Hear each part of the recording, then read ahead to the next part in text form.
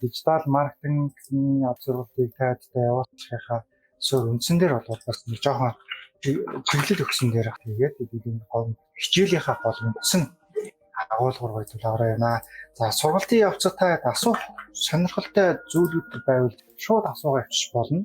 Тэгэхээр энэ бол бид нэр дижитал орчинд ажиллахын тулд интернет интернет орчинд ажиллахын тулд бол ерөнхийдөө бид нэр брендинг гэхлээр сайн ойлгоцсон байх хэрэгтэй. За энийг бол уламжлалт брендингээс нэг тийм эрс хол зүйл гэж ойлгож зүгээр дижитал брендинг гэж нэг зүйл байгаа. За тэр брендинг дээрээ суурилсан үйл ажиллагаа дижитал маркетинг бол хийгээд эхэлнэ. За энэ дижитал маркетинг брендингийг хэрэгжүүлэхийн тулд биднэрт бол зайлшгүй платформ байх хэрэгтэй. За тэгэхээр энэ гурван хослолын үндсээр бид нэр ерөнхийдөө дижитал маркетингийн үйл ажиллагааг хийн. За тэгэхээр хувь хүн маань хэн байх вэ гэхээр дижитал маркетер гэдэг нэг тийм бас нэг сүүлийн үеийн ойлголт байгаа.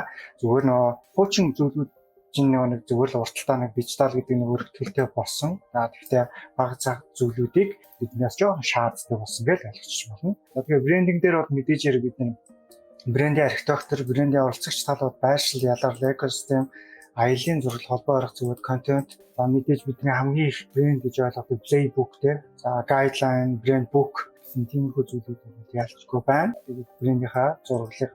За энэ брендийнхаа үндсэн яг суурин дээрээс бид юу их вэ гэхээр за би мэдээж манайх дээр бол дижитал маркетер гэдэг хөтөлбөрийг бол 4 сарын 1-ээс бол яг хэрэгжүүлээд эхэлсэн. За энэ сургалтанд бол нэг хүн дор хаяж 3 сарын турш суралцдаг.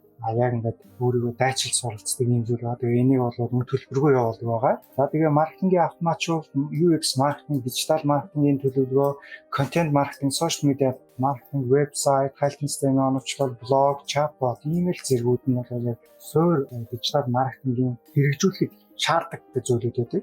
За тэгэхээр дижитал маркетинг дээр бол ерөнхийдөө бид 400 гол зүйлийг л олоод авчих болно. За тэрний юу гэхээр вебсайт, хайлтын систем, блог, имэйл энэ дөрвийг л ерөөсөө ойлгоод авчих болно. Тэгээ энэ бол яг дижитал маркетингийн суур ойл. За тэгээ тэрнээсээ үндэслээд энэ болгонуудыг хэрэгжүүлэхийн тулд бид ямар програм хангамжууд хэрэгтэй байдаг. Тухайн байгууллага, тухайн хүний төлбөр, онцлог тэрнээс шалтгаалаад платформуудыг сайн болгох. Тэгээ бид нар бол өөрсдийн яг жишээлдэг энэ платформ дээр бол суйрлуулад эдгээрүүд. Тэгэхээр энэ болгонуудыг бид аль болох дижитал маркетер хөтөлбөр, дижитал маркетингийн 100% бас нэг төлбөр боловсруулж байгаа төлбөрөө. Тэгээд та маань бол ямар ч гэсэн брендинг, маркетинг платформуудын талаар бол харьцангуй ойлголттой болж чаднах гэж бодож байна. За тэгээд үндсэндээ бол бид нэр дижитал орчинд бол ерөнхийдөө юу хийх ёстой, яах ёстой гэдгийг бол баг саг ойлгоод авчлаа. За тэгэхээр дижитал маркетер хөтөлбөр суралцж байгаа хүмүүс бол ерөнхийдөө UX маркетингийн талаар бол товчхон ойлголтуудыг бол авсан байгаа. Тэгээд яг энэ UX дээр буюу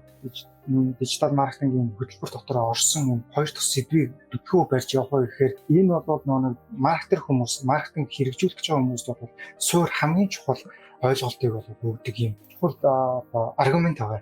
Тэгэхээр та хэд маань энийг аюул сайн хамрагдаад үлдсэн. Энэ дээр бол нэг хүн байна уу, 1000 хүн байна хамаахгүй. Олуулаа заавал суралцлаа гэдээ бас гоё зүйл биш. Ганцаараа суралцлаа гэдээ бас муухай зүйл биш. Зүгээр л хамт байж чадах юм бол өөртөө шинэ зүйлүүдийг олж мэдэж авах боломжтой болно. Ядаж построо яаж хийх ёстой, постинг дизайнаа яаж хийх ёстой, бидний бүтээгдэхүүнээ яаж танилцуулах ёстой, ямар програм хангамжуудыг яаж сурчлах ёстой, ядаглаад бидний кодын CSS, HTML дээр яаж ойр зургийн юм хийх ёстой. Тэр болгонуудыг урт хугацаанд нэгдмэл ойлголтыг бол олж авах.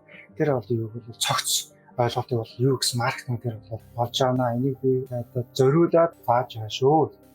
Энэ зүйл гэж магадгүй. За энэ тал дээр бол яг сургалт өгч байгаа нэг байдаг. UX ойлголттой хүн бол орчин үед бол хамгийн өндөр эрэлттэй мэрэгжил нэгдүгээр, хоёрдугаар хамгийн өндөр цалинтай бас мэрэгжил болж хувирж байгаа. Тэгэхээр та хэд нас энэ тал дээр бол анхаарал ач холбогдол өгч суралцъя.